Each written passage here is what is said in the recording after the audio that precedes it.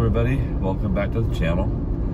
For those who are here for the first time, you're probably here because you either are thinking of buying a Wrangler 4xe or have recently purchased one, or you've got one and you're just wondering what kind of things that I consider to be pros and cons.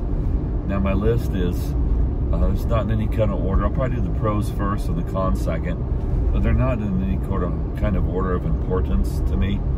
Just the way I happen to think about them at the time, and I'm going to try and make this as a kind of a one take. I am currently in Arizona, heading back to Colorado on a little bit longer road trip than I've done in the 4xe, and I've got some little bit lessons learned about that at the end of this. Things I'll do different next time. So why did I end up going with the 4xe? Well, I struggled for quite a while trying to decide, do I want a Gladiator or do I want the Wrangler? You know, kind of back and forth and back and forth. And then once I decided on the Wrangler, I was like, okay, well now why the 4xe? And I think in the end, this is probably the biggest pro of the 4xe, and the one that kind of helped solidify it for me, and that was its horsepower and its torque.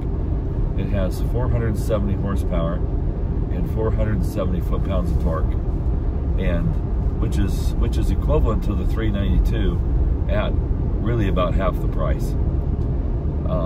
And because of the fact that it was the 4xe, this is a 2023 model.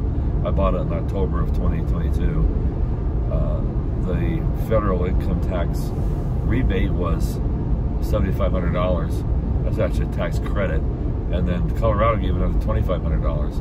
So that was 10 grand in real cash that brought that sale down. So yeah, horsepower and torque were one of the big reasons that I ended up going with the 4xe. And now this is more of a Wrangler item. Generally speaking, that is modifiability is kind of the second pro here. There is so much stuff out there, even for the 4xe.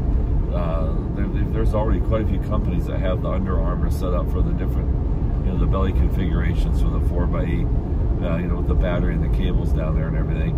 And if you're doing any kind of serious off-road, especially with things like roots and sticks that can kind of reach up there, it can reach up there and grab the cables and cause some problems. So you definitely want to get Under Armour if you're doing so, depending upon the kind of off-road that you like to do, where you might not know what's reaching up and grabbing you from underneath.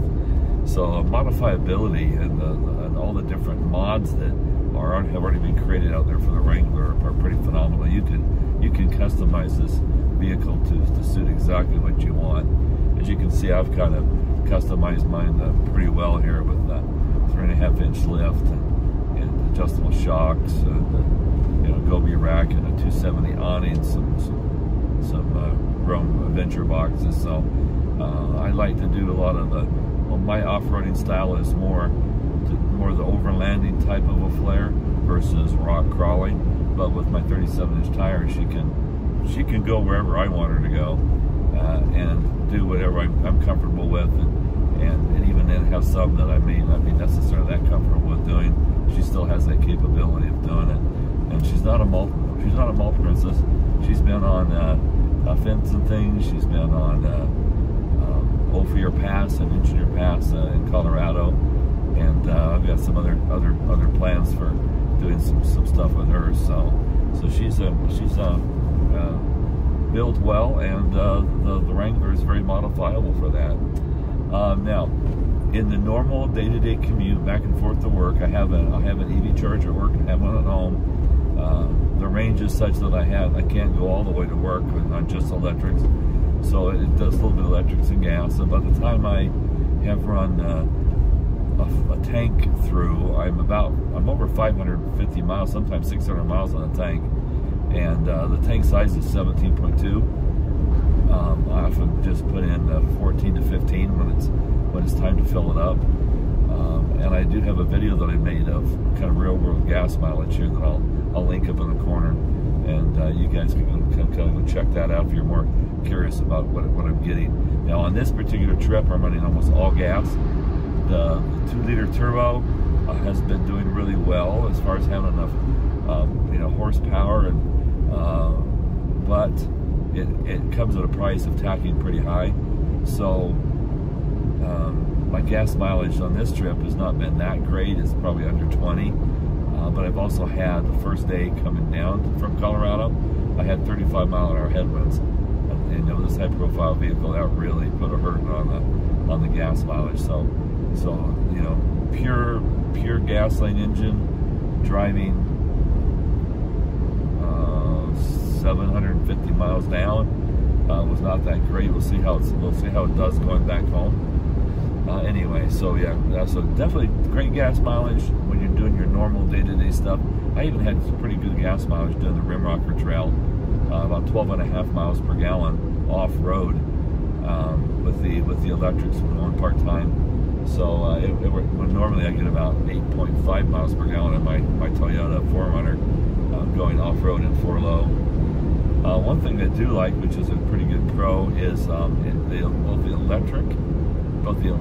both the air conditioning and the heater are both electric. So if it's cold outside, you don't have to wait for the engine heat up to actually heat up the inside of the vehicle.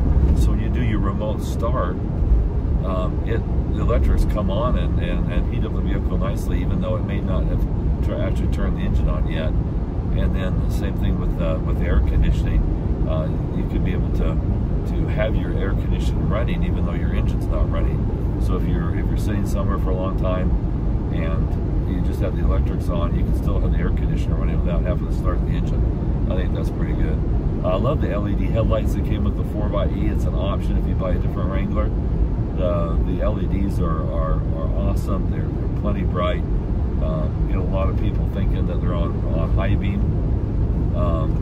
I did have to have them lowered when I get my lift put on, because then it was pretty obvious that I was blinding everybody. So I definitely had to have them lowered.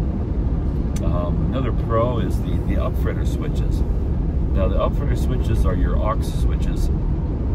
They come with the tow package, and I highly recommend them if you plan on putting any lights on the outside. I've got a 20-inch light bar up in my grill. I've got that's Baja Designs. I got Baja Designs ditch lights, and I also have some Baja Designs kind of reverse lights, and I can turn all those on with the aux switches up front. The aux 1 and 2 are your kind of high amperage, so I've got my light bar into that one. The 2 is right now vacant, and then 3 and 4 are the lower amp, so I've got those for my ditch lights and my reverse lights. If I ever go with any kind of lights up on my Gobi rack, forward looking, I'll probably put the high intensity ones into my aux 2, and then or if I decide to put some maybe some camp lights or maybe some rock lights on the bottom, I'll probably use that uplifter switch for that. And it makes it really easy. The ends to these are out near the battery, and you just splice the wires in, and it's already taken care of. It's pretty nice. Excuse me, I coughed here for a second. Okay, sorry about that. Didn't quite get this as a one take. But there's something blooming down here in Arizona that's setting off my allergies pretty good. Hill descent control. This vehicle has hill descent control, which can also kind of be used as a kind of a rock control mode too. So you can, when you've done it 4-low, you go into manual, and your manual 1, 2, and 3, and 4 actually become speeds as in miles an hour, and then you go up and down, and on your cluster gauge, it'll go up and down in half-mile increments, and you can kind of set the speed. And so, like coming down over your pass and back down into towards Telluride, there's a pretty steep descent part in there, where you use the hill descent control, and the engine braking and ABS will kind of very, very nicely control your descent. You don't have to worry about the engine revving up out of control. You don't have to worry about burning up your brakes, and it's definitely the preferred way to descend. And if you're going to do some hill climbs, you could also do that, because one of the things about the 4xe, which could be a negative, but not, is that it does not have a torque converter in the transmission. Okay, in the transmission you have a P2 motor generator, which is the main motor for propelling the vehicle under electricity, and it's also the main way to regenerate electricity if you have your regen mode switch on. So when you come up to an intersection, if you let up on the gas, it'll illuminate the brake light for you, and it'll decelerate the vehicle. And if you get the timing just right, you almost don't even have to touch the brakes. It'll bring you to a stop, but in that process it regenerates. But there's not a torque converter in there, so there's always a little bit of a delay when when the engine does come on. It'll allow it to kind of come on, cycle a little bit so that the oil circulates before it engages. Now the exception to that is if you go down the road and it hasn't been running yet, and you throw it right into manual drive, then it'll engage the clutch immediately, and it'll rev up that engine cold, which is probably not obviously very good on the engine. So now, how the absence of a torque converter, when you are doing some off-road, if you're trying to climb up over some rocks, you know, you're going to have to be feathering the throttle much like you would the clutch if you are in a manual transmission. So you're going to have to keep the little bit of the throttle engaged to keep the motor engaged, because as soon as you let up on the gas, it's going to drift backwards. It's going to roll backwards because it's not going to have that torque converter to be there to kind of hold it at all. I did mention the regenerative braking. That is a pretty cool feature, and in the end, I suspect that I may go. I think you could probably go to 100,000 miles in this vehicle and never change the brakes. Now, people are like, "What? That's crazy." Well, I've got a Toyota 4Runner, and it's at 75,000 miles, and it's still showing half-life on the brakes. So I think this Jeep Wrangler is going to go well over 100,000 miles before I even have to even think about the brakes, because I hardly ever use them. There's the main knobs that you need for volume on the radio and tuning and your fan and everything else are nice bigger knobs. So if you've got gloves on, it's easy to control the volume and everything else like that. So the buttons are pretty big. Even some of the push buttons are big enough that if you get a pair of gloves on, you can not have any problems selecting them at all. And I do like the fact that it's in 2023 you do have the Apple CarPlay. However, it's still wired. You still have to use a wire to connect it to your aux switches. It does not have the wireless capability for the CarPlay. I believe in 2024, with the new head they've got coming out with the new Uconnect, it does have the wireless capability to do the CarPlay. All right, now what are some of the cons? Boy, this is probably generic to all the Jeep Wranglers. You end up with your in the wintertime where you got sand and rock salt crystals, or if you're doing off-roading and you have quite a debris collector on the fenders up against the side of the Jeep. There's where the fenders connect, it creates a little V channel, and it deposits all sorts of stuff in there to be able to then kind of vibrate around and compromise the paint.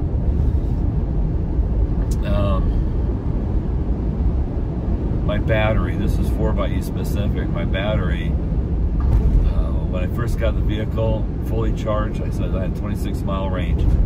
The first time it got cold in the fall, it dropped to 24. It's never been up to 26 ever again. And now it's in the mornings when it's warm, it'll say my range is 22. If it's cold, it'll say my range is 20. But when it's cold, my range is down to actually 15 miles when it's cold, or less. And when it's a little warmer, I feel pretty good if I actually get 20 miles range on the way home, but most of the time it's around 18. And I used to get 26. Matter of fact, I used to be able to go from my work to home, which is 26 miles, and get home with 20% charge left. Then I put my lift on, and that all changed. So when you lift the 4xe, your range is going to decrease because your tires are bigger, there's more mass, the vehicle's heavier, it takes more energy, and so. But I do think that my batteries become less efficient over time. I have had an instance of death wobble already, and that's one of the cons with getting a solid front axle vehicle, not necessarily the 4xe, and it wasn't really the fault of the lift, other than the fact that one of the bolts had untorqued itself. I guess it was loose with the drag link. The drag link helps keep the front axle from moving left to right as you go down the road, and of course with that loose, then everything I hit would cause a death wobble, and I had to come back from Moab, having done the Rimrocker Trail with that condition, and that was kind of scary to drive that far back to home with that condition. Now on the 4xe, the rear seats are a little bit different than the other Wranglers. The rear seat, you can put it down, and then you've got a long platform that you can use for sleeping or just light cargo in. But because of where the battery sits, there's about an 8-inch rise, and so when you to be able to put the back seat down, you have to lift the bottom of the seat forward and then fold down the seat. So it doesn't lend itself well for a sleeping platform. Now I have built a little platform back there to be able to equalize that distance and have some storage up underneath it. But to be able to use it for sleeping, now you've got this bottom seat you folded forward that's in the way, and you actually have to then remove that and then build yourself a little secondary platform to be able to extend it for sleeping. So mattresses like the Deep Sleep, they make sleeping mattresses for the Jeeps. They specifically say that doesn't work for the 4xe. So there is some limitations if you want to use the vehicle for carrying cargo, a lot of cargo, large cargo, or use it as a sleeping platform. You've got to do some modifications. It's not just as easy as throwing the back seat down. The Wrangler itself is quite noisy. You've probably heard a lot of the road noise. There is a lot of wind noise in the vehicle. It's not that quiet. Some people will actually pull all the seats and all the bottom carpet out, and they'll put that. It's got sticky on one side in it, but it's kind of like a rubbery mat with insulation in it. That's got a silver surface on one side, and they'll put that all on the bottom to help with sound deadening. And of course, you've got Jeep sells a product. You've got hot heads, and they sell the liners for the hard top to be able to make it more quiet. But in the end, this is a very noisy vehicle. The windshield is more vertical. Well, it's less vertical than in the older JK models. It's a little bit more slanted, but it still does catch a tremendous amount of bugs and a lot of wind noise. So it is a very windy vehicle. I have the Rubicon model, which has the better seats, and I've got to say the seats are really not that comfortable for long trips. Commuting around town, doing some trails, yeah, but if you've got long distance to go, these are not the most comfortable seats that I've ever been in. Now, so that kind of takes care of all my pros and my cons. Have I had any warranty issues? Yes. I had a problem with the radio head, where one side of the screen would just all of a sudden black out, and then it would go. Well, actually, it would white out. Just it'd be like gray, and then it would go black, and then it would start to kind of come back in, and it would take about 3 days of driving for it to kind of heal itself. It did that about 3 times, and then when I took it in for one of my oil changes, I mentioned it to them, and they said they ran some coats, found some things they didn't like, and so they replaced my Uconnect radio head under warranty. I was having some issues with this water slushing sound when I would start up the vehicle. It got louder and worse, and then it started doing it when I was shut down too, and then it was doing it sometimes when I was driving. And so I took it in there, and they said they found a very slow leak in the bottom of the battery coolant reservoir, and they took 4 days for them to get that part in. And they changed it out. Went to pick up the vehicle after hours, and the water slushing was still there. So I was a little disappointed. They had burnt the system well enough. Drove it for a couple of weeks, and all of a sudden I started noticing I had coolant on my in my garage. So I got up underneath there, and I could kind of track it, that it was dripping. There was fresh coolant. So I took it back in, and they went in and they said, "Oh, we got a bad reservoir." So we changed it back out again and burnt the system better, and went out and drove it about 15 miles. They said everything was good. And when I went to pick it up, I didn't have the water slushing sound for about 2 days, and now it's back again. So I probably didn't burp the system well, but I haven't noticed any coolant leaking. Now, was it a bad reservoir they put in? Probably not. Somebody probably over tightened something to make sure it wouldn't leak again. They probably cracked it. So it's probably an installation error, but I can't prove that. So anyway, so I've had some issues with that so far, and that's really the only kind of warranty stuff I've had. Now, I've had this vehicle now 17 months. I have 26,492 miles on it. So I really have been running this vehicle. I have been putting some miles on it, but I've got a decision to make. I didn't buy an extended warranty because I put a lift on it. After the fact, Jeep is willing to sell me an extended warranty for about $3,000, and for another about $500, they'll put a rider on it for my lift, so that it won't invalidate the extended warranty that I'm buying. So $3,500 and take it out to 60,000 miles. That's a lot of money for another year and a half, 2 years worth of stuff of driving for me. So I've got to kind of come to a decision. So anybody out there that's watching this that has a 4xe, and you've got it says past your warranty, you've got a 2018, what do you recommend? Do you recommend I go ahead and pull the trigger and pay the money on an extended warranty? I've kind of been a Toyota guy since '89. This is the first non-Toyota I've owned for a long time, and I don't buy extended warranties with Toyota because they're a waste of money. I don't need them. So and I didn't spend the money on this one because I knew I was going to lift it, and I was afraid it would have an invalid warranty anyway. So give me your thoughts. Let me know what you recommend. I'm kind of curious as to your experiences out there, and if it's been bad enough that you recommend that I go ahead and pull the trigger and extend a warranty, please let me know. I would be very grateful for that. All right, everybody, from the climbing up here on, I guess they call them Mogollon Rim. Can't quite, Arizonans will tell me how to better pronounce that. But for a long time I called it the Mongolian Rim, but I don't think that's it either. But anyway, heading back to Durango for the night, and then back up to the Denver area. So anyway, take care, everybody, and thanks for watching. Bye-bye.